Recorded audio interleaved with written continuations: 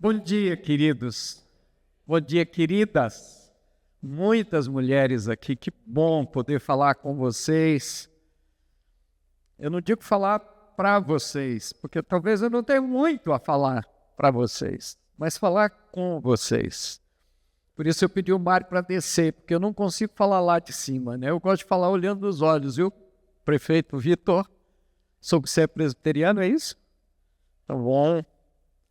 Meu sogro foi o fundador da presbiteriana aqui do bairro Paraíso, né? Pastor Geraldino Scherrer, meu sogro. Essa cidade, então, tem um lugar muito importante para mim, porque me deu minha esposa, né? Me casei aqui na presbiteriana da Rua Moreira, ano de 86.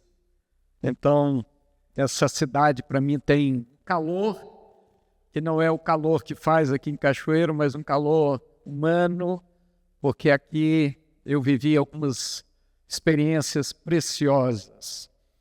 Então, eu sou o pastor Gedimar de Araújo, hoje pastoreando a Igreja Evangélica Ágape, que fica lá no bairro Santo Antônio. Nós temos algumas outras igrejas, temos uma, inclusive, aqui em Alegre, né? Tivemos uma congregação aqui em Cachoeiro, mas na época da pandemia acabou não prosseguindo. Paramos o trabalho aqui, mas né, temos algumas igrejas estabelecidas em alguns lugares. Né? Santa Teresa, Boriri, Alegre e as outras lá na Grande Vitória. Eu tenho trabalhado com pastores desde 1992, então lá se vão mais de 30 anos. Trabalhando com pastores, eu represento um ministério também chamado MAP, Ministério de Apoio a Pastores e Igreja. Talvez você já ouviu falar do David Cornfield, que foi o fundador do ministério aqui. Quando eu entrei no ministério, nem se chamava MAP ainda, era discipulado de pastores. E eu caí no MAP por uma circunstância difícil na minha vida. E Mário falou que eu sou especialista com pastores.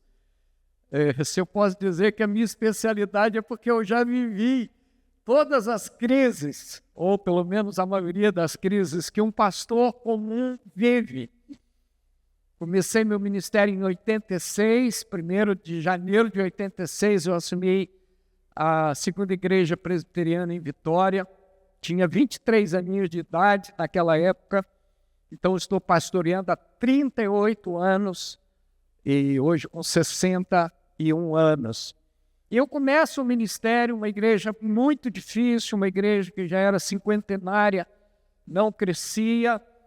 E com 6 anos de ministério ali, eu já estava desistindo do ministério.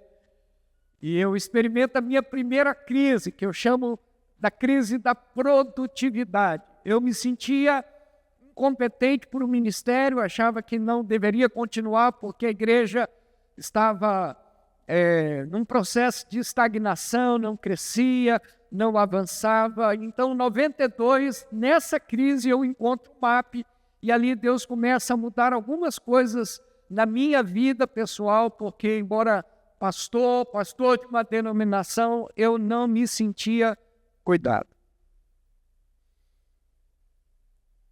2002, a segunda crise, que eu chamo de crise de santidade.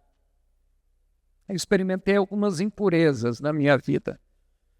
Acesso à pornografia, coisas das quais eu me envergonho muito de ter experimentado. Compartilhei com a minha esposa, compartilhei com a minha igreja, compartilhei com meus líderes, compartilhei no meu grupo de pastoreio de pastores. E pude vencer aquele momento. 2008 entra a terceira crise, que eu chamo de crise de identidade. Sem mais nem porquê, eu entrei numa depressão onde eu não sentia mais alegria naquilo que eu estava fazendo, a igreja crescendo,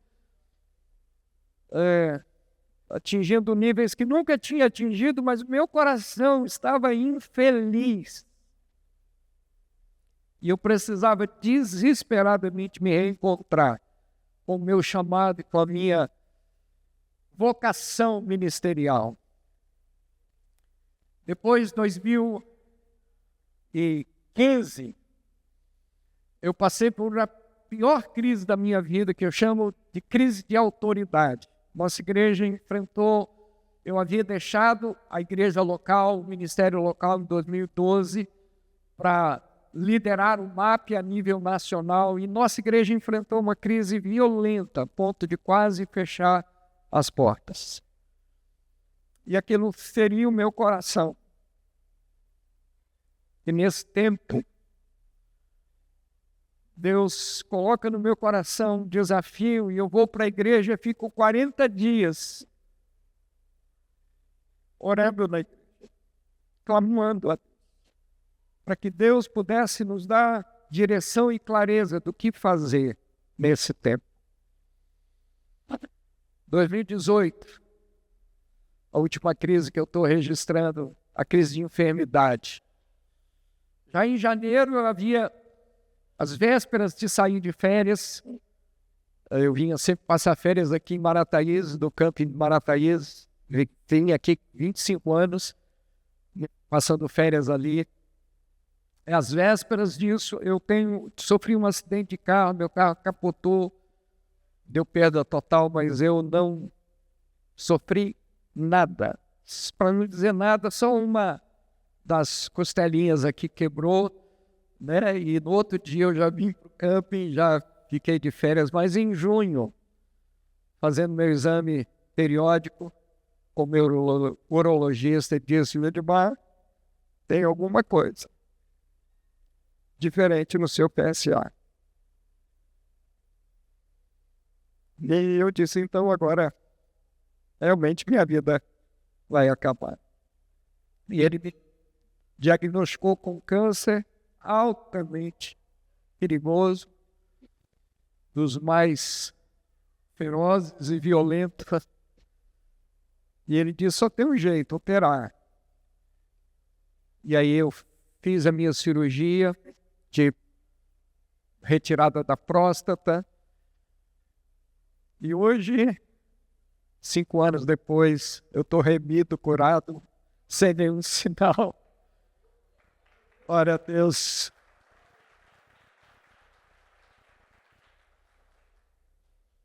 Mas o que me fez sobreviver a todas essas crises? Deus, sem dúvida nenhuma. Mas eu faço parte de um grupo de pastoreio de pastores que nos reunimos há mais de 25 anos. Pastores com quem eu convivo, que me conhecem minhas lutas, que passaram comigo todas essas crises que eu vivi. E eu digo para vocês, sem nenhuma demagogia e sem nenhum medo de estar falando uma besteira aqui, eu não sobreviveria se eu não tivesse esses pastores. Quinta-feira agora eu vou estar com eles novamente. Nós nos reunimos quintas-feiras pela manhã. E eu não falto a essa reunião por nada. Eu liderei o MAP no estado por mais de 10 anos. Depois eu fui plantar o MAP no Nordeste, e em Recife, e toda a região, no Salvador também. Plantamos o MAP ali, 2011, 2012. Eu fui assessorar o MAP em Portugal e apoiar a plantação do pastoreio de pastores, e hoje tenho servido na coordenação nacional do pastoreio de pastores com o MAP. Então eu entendo que é o valor do pastoreio. E a pergunta que a gente tem para você hoje, eu já consigo passar daqui? Consigo? A pergunta que a gente tem para você hoje é muito clara e muito simples. Minha pergunta para você, pastor, pastora: quem cuida de você? Para líderes também, né? Você não é pastor não, né, prefeito? Não. Ainda não. Mas tenho chamado? Não sabe ainda. Tá. Eu oro para que Deus te levante nessa cidade, como boca de Deus, nesse lugar, para proclamar o reino dele. Quem cuida de você?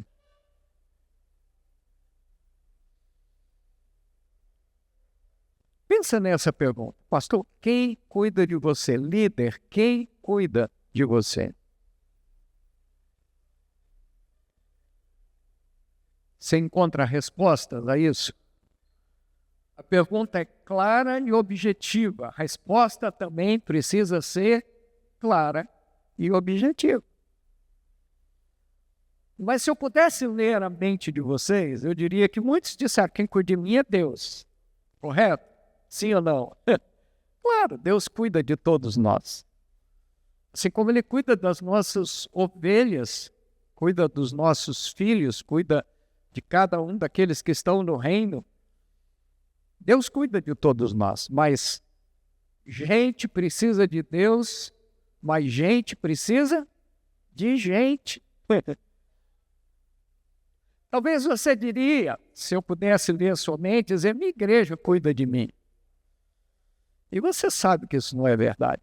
A igreja local pode cuidar do pastor em algumas áreas, como, por exemplo, seu sustento, o cuidado com a família em algumas necessidades, o acompanhar diante de algumas lutas, sejam de enfermidades. A igreja acompanha sim, mas nossas ovelhas não têm condições de cuidar das crises do nosso coração.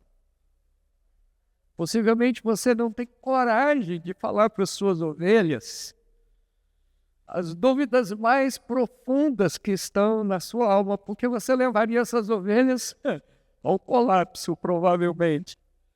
Levaria essas ovelhas a ficarem pensando, mas, poxa vida, se meu pastor vive isso, não tem nem jeito para mim. Bem? Outros talvez responderiam, minha denominação. E eu diria, de forma nenhuma. A denominação não cuida de você. Não que eu seja contra a denominação. De forma alguma, a denominação ela é necessária e importante, mas a denominação não tem como princípio básico cuidar do pastor.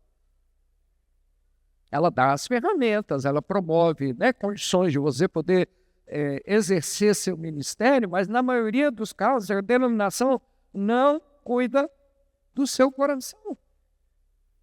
Graças a Deus que tem nascido um movimento. A Igreja Presbiteriana, por exemplo, já tem uma secretaria de cuidado pastoral, que é um avanço muito grande. Hoje eu estou assessorando a plantação do pastoreio de pastores na Ordem dos Pastores Batistas do Brasil de Goiás. Eles estão com um movimento sério de cuidado de cada pastor e de cada esposa de pastor no campo batista lá no estado de Goiás. Aqui no Espírito Santo nós temos a Assembleia de Deus, uma das convenções da Assembleia de Deus, que são várias aqui no estado, que está começando um movimento sério também de cuidado de pastores. Mas isso não é normal nas denominações. A maioria das denominações não cuida dos seus pastores. Então, novamente, eu vou repetir a pergunta do nosso bate-papo nessa manhã. Pastor, quem cuida de você? Me dá um nome. Uma pessoa que cuida de você. Ah, não, quem cuida de mim é aquele pastor lá da internet que eu ouço ele pregar, o Luciano Subirá, o Hernandes Dias Lopes, eu não sei quem é. Esses caras nem sabem quem você é. Você nunca sentou com eles. Então, quem cuida de você? Essa é a grande pergunta que a gente quer fazer para você nessa manhã. E se eu conseguir provocar uma crise no seu coração, eu cumpri meu propósito. Meu propósito é levar você a uma crise de realmente entender, eu preciso ser pastoreado. Eu preciso ser cuidado. Por quê? Pastor cuida de todo mundo, não é verdade? Alguém teve... Eu sei que é a realidade aqui em Cachoeiro também, mas lá em Vitória, alguém, nesses dias atrás, já faz um tempinho, a irmã me ligou e eu tenho um problema sério com sangue, né? Não posso ver sangue. Aí a irmã me liga, pastor, meu filho caiu aqui, furou a boca e está sangrando. Quando ela falava isso, eu já desmaiava lá do outro lado, né, do microfone. E Wanda, minha esposa, que é enfermeira, graças a Deus, né, pôde resolver o problema. Mas nós somos requisitados de diversas maneiras. As pessoas, elas têm em nós um porto seguro onde elas podem buscar nas horas das crises. E quem você busca? Quem é a pessoa que você busca na hora da crise? Duas perguntas para a gente bater um papo agora. Eu queria que você pegasse alguém do seu lado, especialmente homem com homem, mulher com mulher. Se puder, né, ajuda muito. Primeiro, o que o pastor perde quando ele não é cuidado? Tenta em dupla, não é para olhar para mim, não. É para você sentar agora com essa pessoa, tete a tete, né, olhando nos olhos dela e responder a essa pergunta. O que um pastor perde quando ele não é cuidado?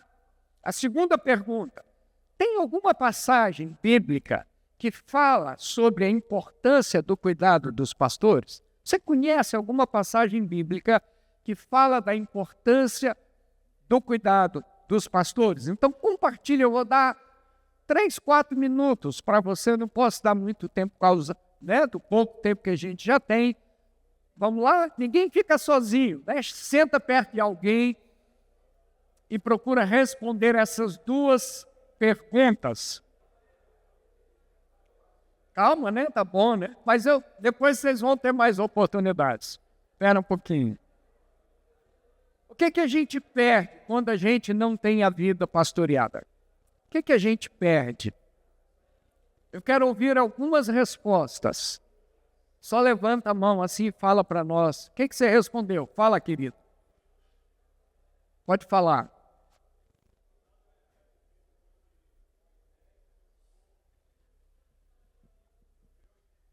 E na fala do sogro, ele diz, você vai morrer e vai matar esse povo todo que está com você.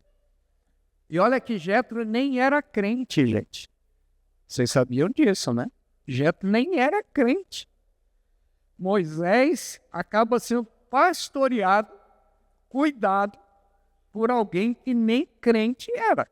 Ele era sacerdote de um outro Deus. E Moisés, então, escuta a voz desse homem. Que mais? Quem deu uma resposta a essa pergunta?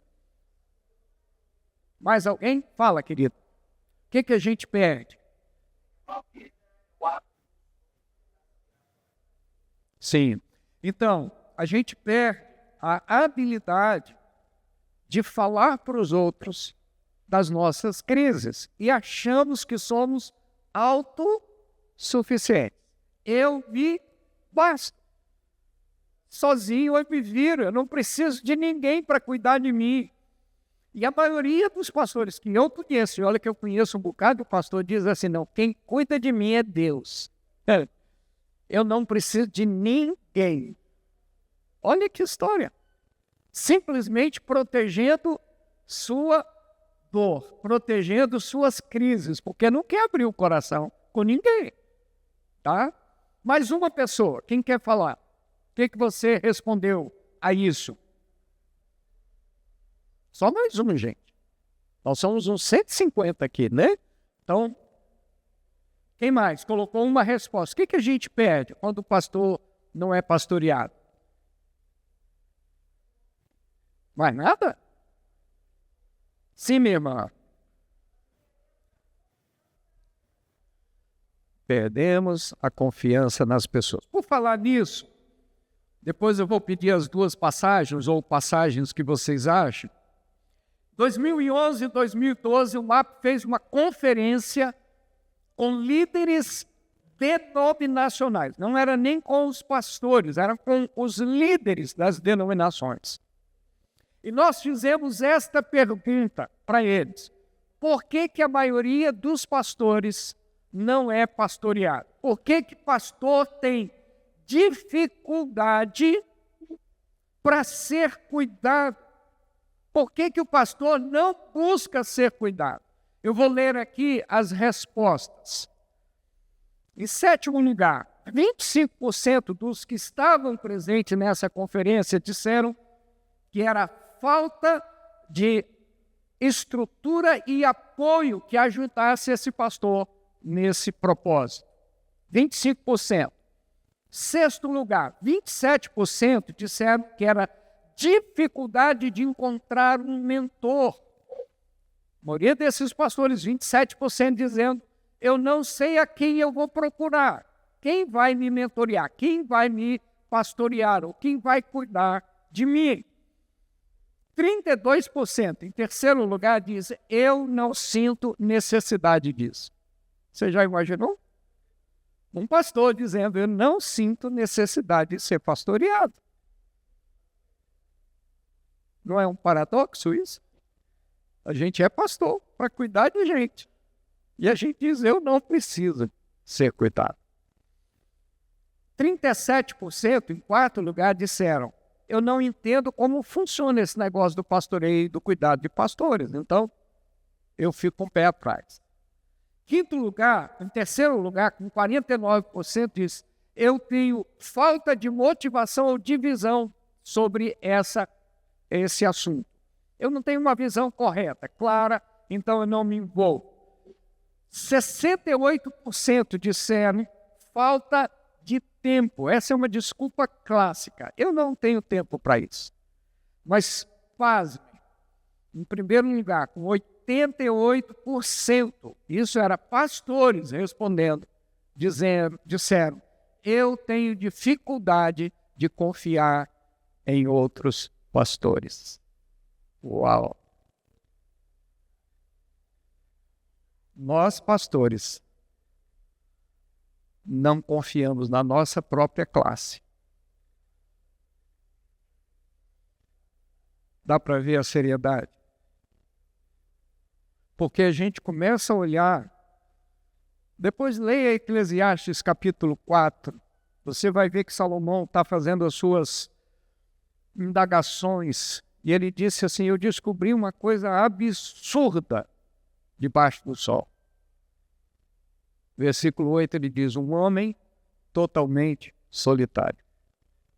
E ele vai dizer no versículo 4, versículo 5, dizendo que o grande problema da gente ser solitário é porque nós temos um espírito de competição entre nós. A gente olha o outro pastor não como um amigo, um colega. A gente olha como um adversário que eu preciso abater. Porque se sua igreja for mal, pode sobrar alguma ovelha para mim. Daí minha igreja pode crescer se você não for bem. Claro que eu estou levando isso para um lado talvez exagerado demais, mas talvez dentro de nós é isso que a gente pensa. A gente só não tem coragem de falar para as pessoas. Mas 88% dos pastores afirmam que não são cuidados, não são pastoreados, porque não confiam em outros pastores. Tá? Depois eu vou falar de duas passagens. Eu não vou ter tempo para falar isso aqui, mas na revista Comunhão, no site dela, dia 23 de junho, foi postado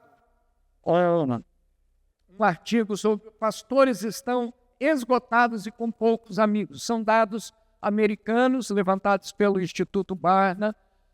Fizeram uma comparação entre os anos 2015 e 2022 e eles puderam perceber que em pouco espaço de tempo os pastores estavam perdendo qualidade de vida. A maioria dos pastores dizendo: eu não tenho amigos. Eu não tenho amigos. Por falar nisso, quantos amigos você tem? Conta no dedo aí, quantos amigos você tem? Você consegue identificar? Eu não estou dizendo seguidor na rede social. Tem muita gente que confunde, né? Eu tenho X seguidores na rede social como se ele tivesse cheio de amigos. Ou tenho tanto de pastores na minha cidade, ou tanto de pastores na associação de pastores. Não quero dizer amigos.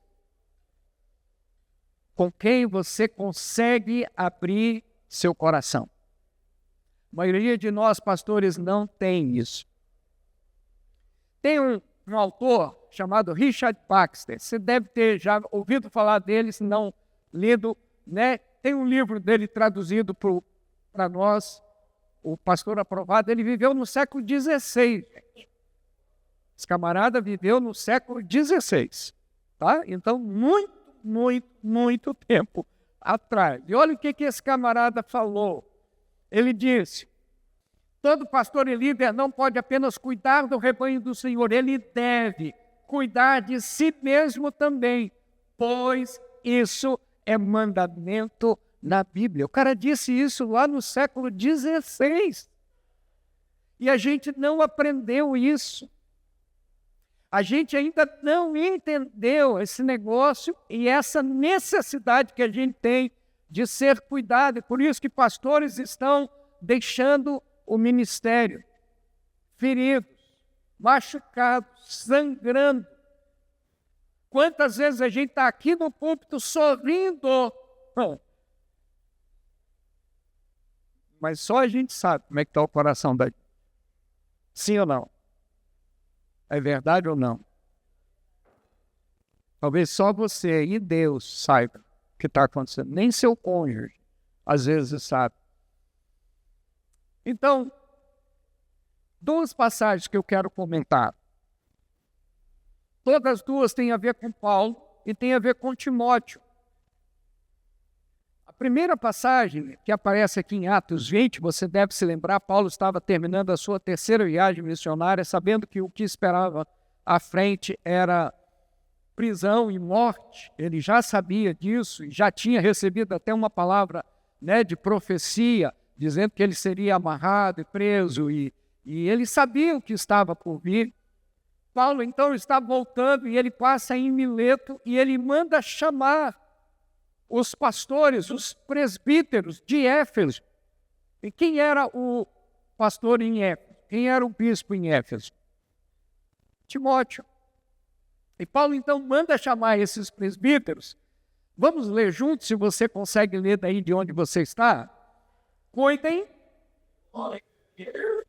e de todo o rebanho sobre o qual o Espírito Santo os colocou como bispos para pastorearem a igreja de Deus, que ele comprou com seu próprio sangue.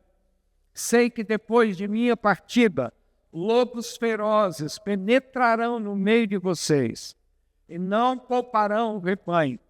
E dentre vocês mesmos se levantarão homens que torcerão a verdade, a fim de atrair os discípulos. Por isso, vigiem. Lembrem-se de que durante 3 anos, jamais cessei de advertir cada um de vocês, noite e dia com lágrimas. O que essa passagem tem a ver sobre cuidado dos pastores? A ordem que Paulo dá aqui: cuidem de vocês mesmos e de todo o rebanho. Paulo chama a liderança, chama os presbíteros de Éfeso e diz: vocês têm uma primeira responsabilidade, cuidar de vocês mesmos. E, consequentemente, do rebanho de Deus. A gente chama isso de um mandamento continuado.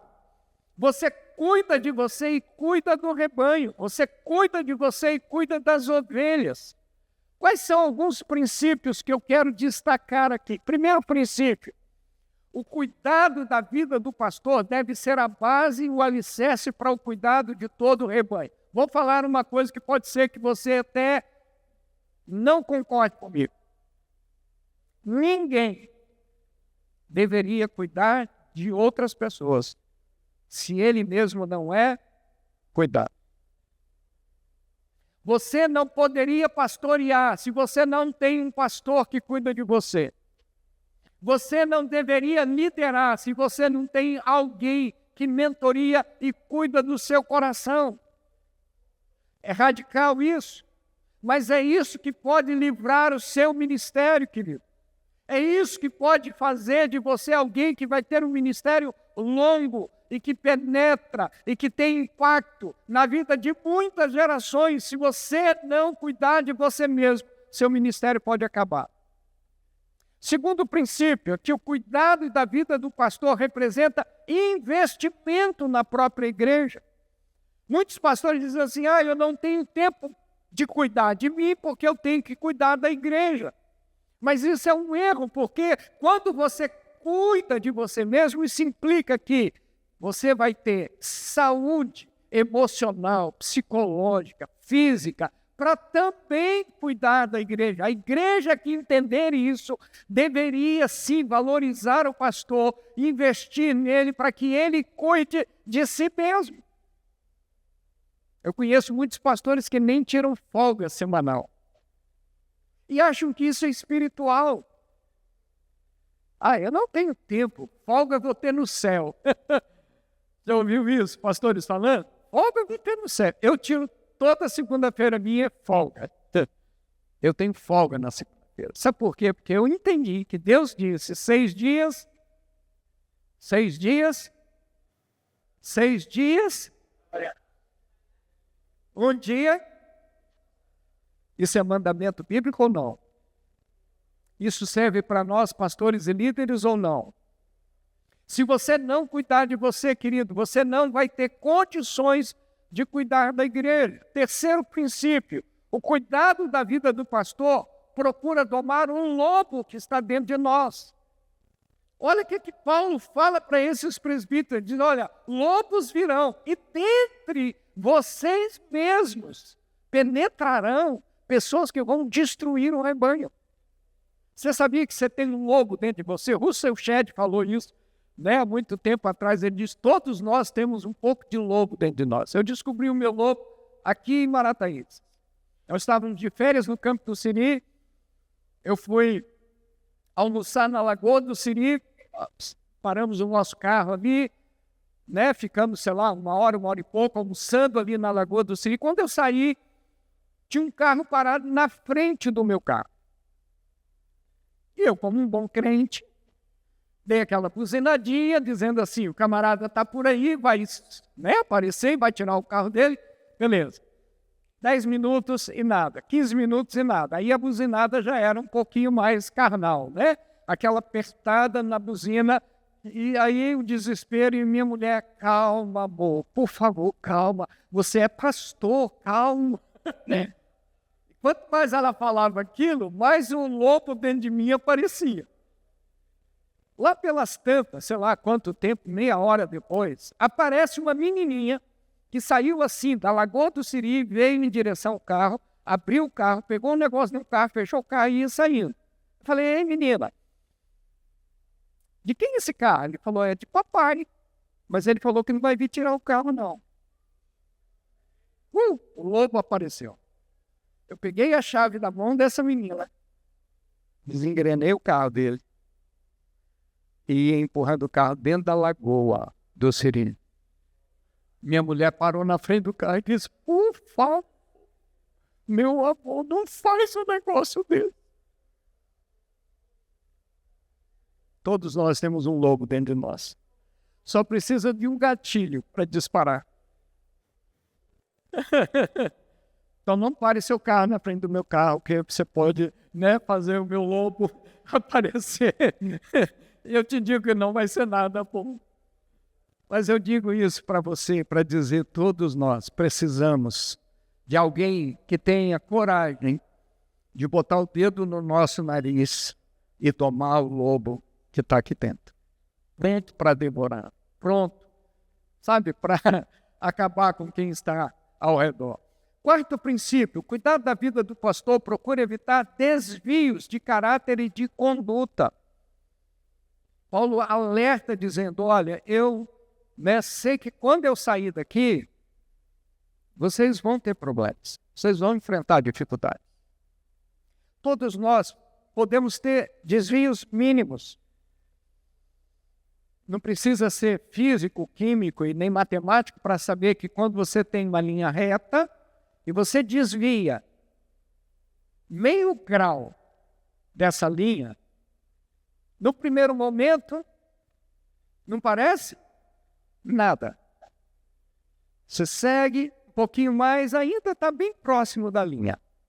Mas quanto mais você vai nessa direção, você vai vendo quão longe você vai ficando do seu padrão.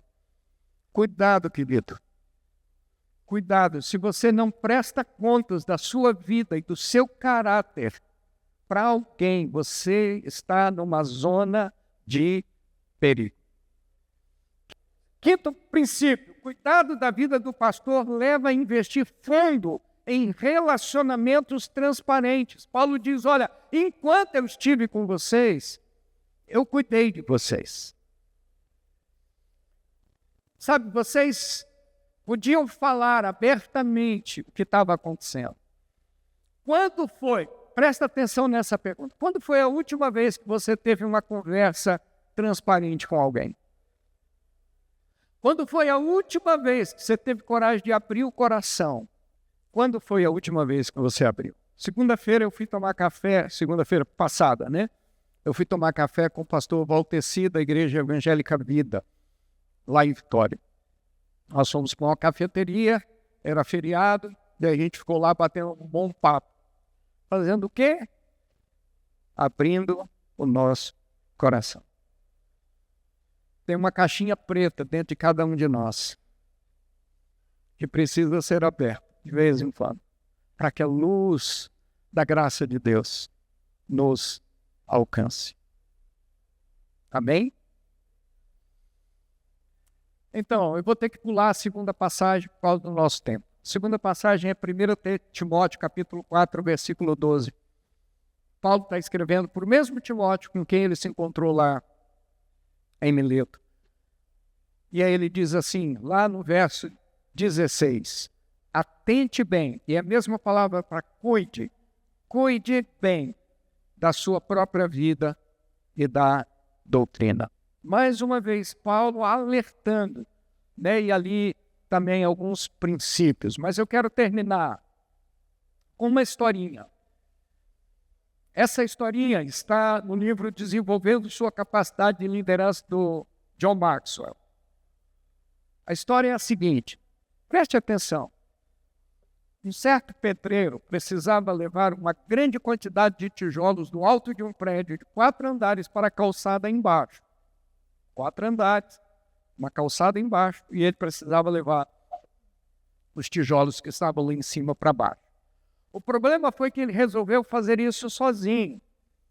Mais tarde, ao preencher o requerimento do seguro contra acidentes, ele explicou o que acontecera. Ele escreveu, compreendi que se carregasse os tijolos na mão, levaria muito tempo. Então decidi colocá-los em um barril e descê-los até o chão por meio de uma roldana, de uma carretilha que havia fixado no topo do prédio, do edifício. Prendi uma ponta da corda firmemente embaixo, fui lá em cima, amarrei a outra extremidade em torno do barril, coloquei os tijolos dentro dele e deixei-o suspenso sobre a calçada para descer. Voltei ao chão. Desprendi a corda, segurando-a bem firme, pensando fazer o barril descer lentamente.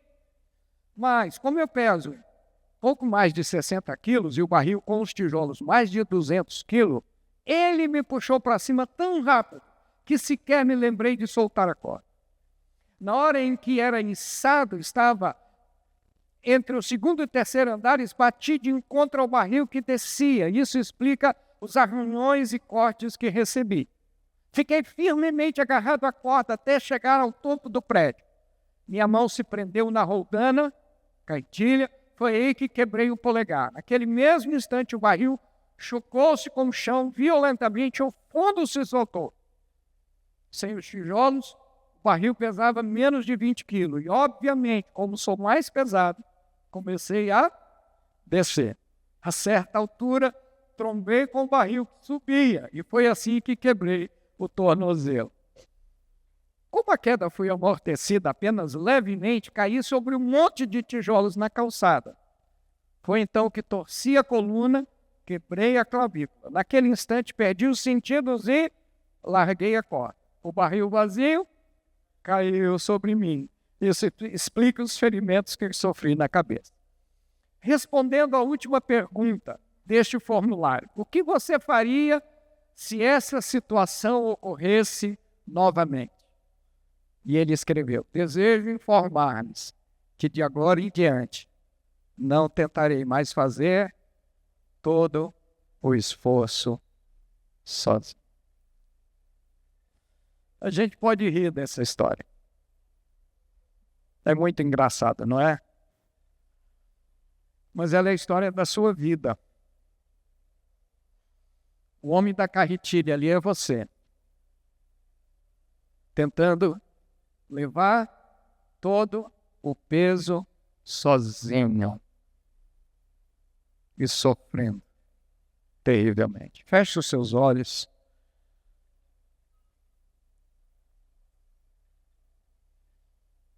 Pastor, quem cuida de você? Você está tentando fazer tudo sozinho. Lidar com as crises do seu casamento sozinho. Lidar com os problemas morais sozinho. Todo enrolado financeiramente, mas tentando ainda lidar com isso sozinho. Angustiado e deprimido, lutando sozinho. Até quando você vai aguentar?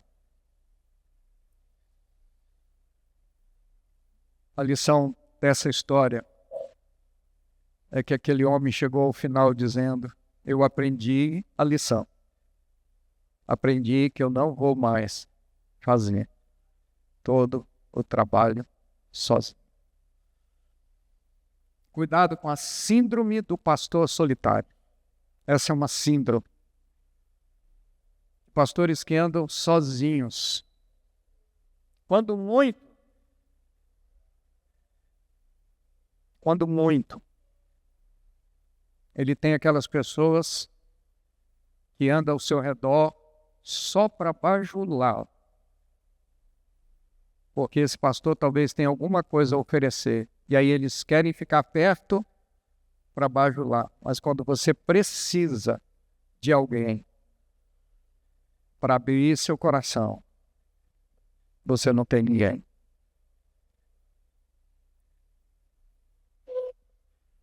Quem é o culpado disso? Quem é responsável disso? Você mesmo. Você pode tomar a iniciativa de buscar ajuda, de dizer: eu quero ser cuidado. Eu não vim aqui apresentar o MAP, não vim aqui apresentar um grupo de pastoreio de pastores, mas a gente sonha em ter um grupo de pastores aqui na cidade de Cachoeiro, que cuidem uns dos outros. Se você gostaria de ser parte disso, se você gostaria de conhecer um pouquinho mais do MAP e como o pastoreio de pastores funciona, pode me procurar depois aqui ou depois, pelo WhatsApp, por telefone, e eu teria o maior prazer de falar com você, de te ajudar a você não continuar caminhando sozinho. Vamos orar? Feche seus olhos. Pai, eu sei que eu já caminhei sozinho. Graças a Deus, isso mudou há tantos anos atrás, que eu nem me lembro mais de como era viver uma vida solitária, como eu vivi, me angustiando, me atormentando com tantas dúvidas e não ter com quem compartilhar. Tiago fala: há alguém entre vós sofrendo, há alguém entre vós doente, há alguém entre vós lutando contra o pecado, que ele chame alguém para ajudar. que Ele chame alguém para compartilhar e abrir o coração. Nós, pastores e líderes, precisamos de um espaço onde a gente pode tirar a máscara de liderança, tirar a máscara de pastor e sermos nós mesmos, podendo abrir o nosso coração e falar das nossas lutas internas, das nossas questões mais profundas da alma. Obrigado, Senhor. Obrigado porque eu sei que o Senhor não quer que nós, pastores, andemos sozinhos. O Senhor não quer que nós, pastores, sejamos lobos solitários. O Senhor não quer. O Senhor quer que nós possamos ter amigos, companheiros que nos ajudem na caminhada. Eu oro por cada um dos pastores, cada uma das pastoras, cada um dos líderes, das líderes que aqui estão. Que esse café da manhã provoque um movimento de cuidado dos pastores nessa cidade. Que os pastores e pastoras sejam despertados para a necessidade de alguém que cuide do seu coração. Essa é a minha oração nessa manhã, Pai, em nome de Jesus. Amém. Amém. Obrigado, queridos. Obrigado, Mário, pela oportunidade